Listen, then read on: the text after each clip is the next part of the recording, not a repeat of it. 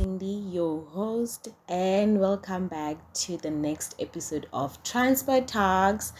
Today, I don't have a guest with me, but I had an insightful thoughts about road transportation from an amazing person. Her name is Mutondwa also goes as Makhale Mutondwa. She's a specialist at Gautrain Management Agency. She's a strong professional graduate from the University of Pretoria in possession of a bachelor degree and master's degree in town planning, town and regional planning. She has 10 years experience as a town planner, skilled in real estate, land use planning, spatial database, urban design, spatial planning, land use, property development, and management. She's all that and currently responsible for wave lives and land management and land acquisition, property development. She does so many things, and I'm so happy to let you listen to what she had to say about rural transportation. Let's go into it. In Limpopo, I know that there are government subsidized buses which usually go to the very deep rural areas of Thulamela. However, we do not have railway lines or train services in the Thulamela areas. Most people use taxis. And there are obviously those who have cars, but those are fewer in comparison to those who use public transportation. So those who don't own cars but work in the CBD, like Twendo CBD, Sibasa, and other nearby areas, they usually leave their houses to take buses early in the morning between 4:30 a.m. and 8 a.m. To go to their places of employment. And the same people return home in the evenings. I'm not so sure which bus companies operate now. And another thing just to note, people who live far from the Thohoyandou CBD spend between 1 hour and 3 hours traveling daily, which is quite a significant amount of time one can spend to try to go to work, and also returning back home. And some people only travel occasionally to the CBD just to buy groceries and other necessities. We're talking about people who are probably not employed or employed near the areas they live at, and also pensioners. So areas like Sanari, Maungani, where it's mainly gravel road, they struggle with accessing transportation, as the taxis usually don't want to service such areas, because taxis don't prefer to service areas which are not accessible or areas which do not have a proper road system.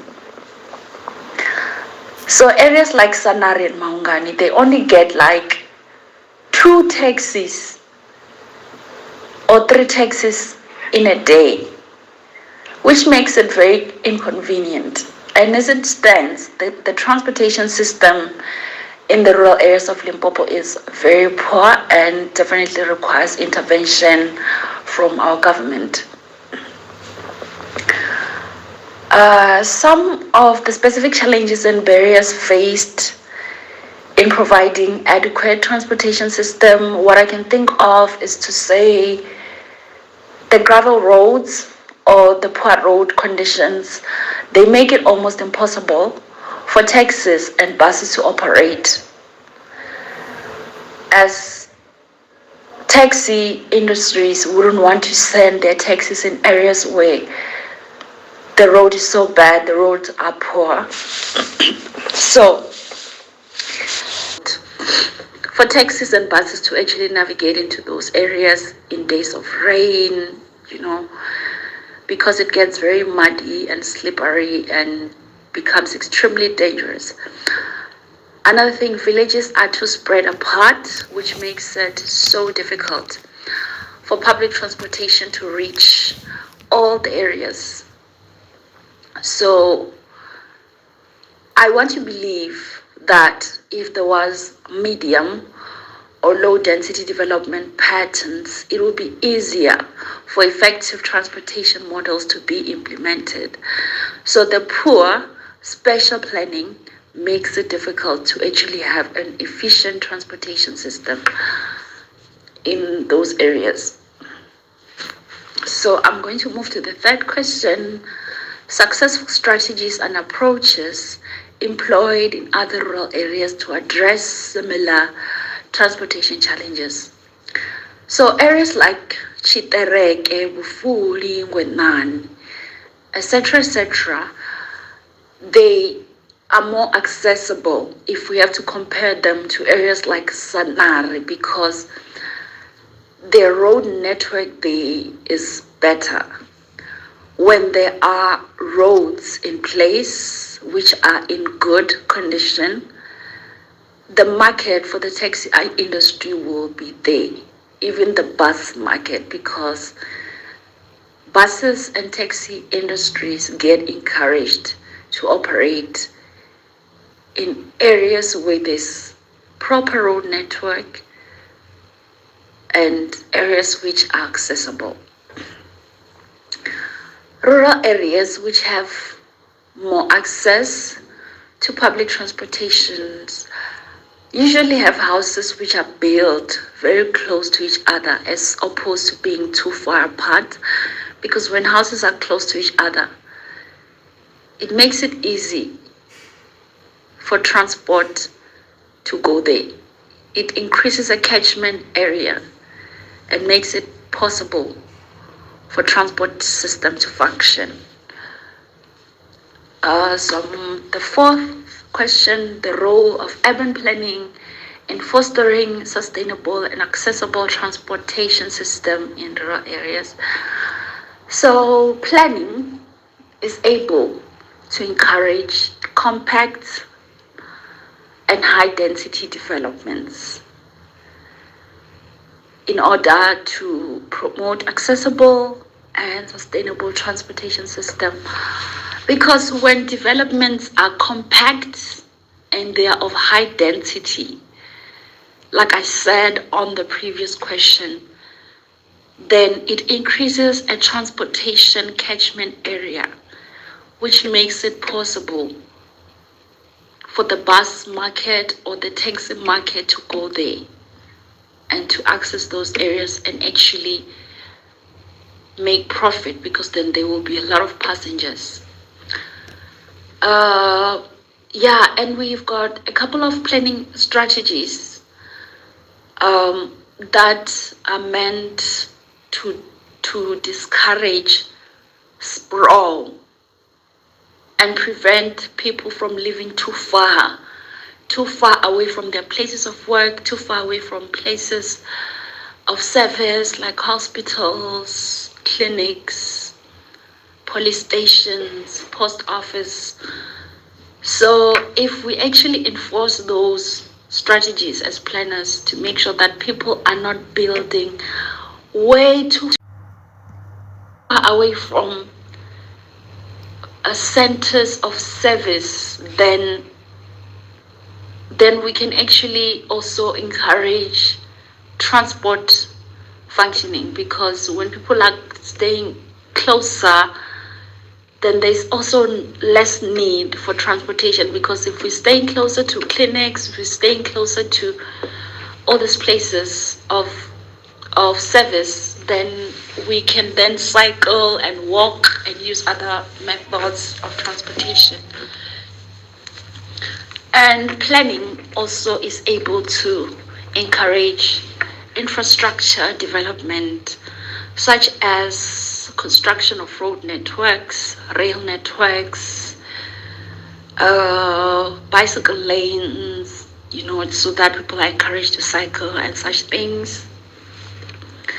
Lastly, participatory planning tools or approaches are being used to engage local communities and stakeholders in the decision-making process for rural transportation improvement. When we do public participation, then we get to find out what people want, how they find the public transport system, how they think it can be improved, how it affects them. So by engaging the public, we can actually gather a lot of information that it can help to formulate strategies to solve the problems, because people are usually able to voice out their opinions when they're given a platform. And we can also have public dialogues where people can just discuss the issues that are affecting the public transportation in Limpopo. And lastly, we have stakeholder engagement, where we can, for instance, engage all the transport industries, such as taxi associations, bus companies, engage the commuters, engage people who build malls, find out what their experiences are, if they're willing to contribute towards solving the problems. And that gives a lot of insight. Engage the metros and everyone else. And ladies and gentlemen, that is it from Mutondwa. I learned a lot, and hopefully you learned a lot, or you learned a lot from what she said. And that's it from this episode. Thank you for listening, for tuning up. Bye.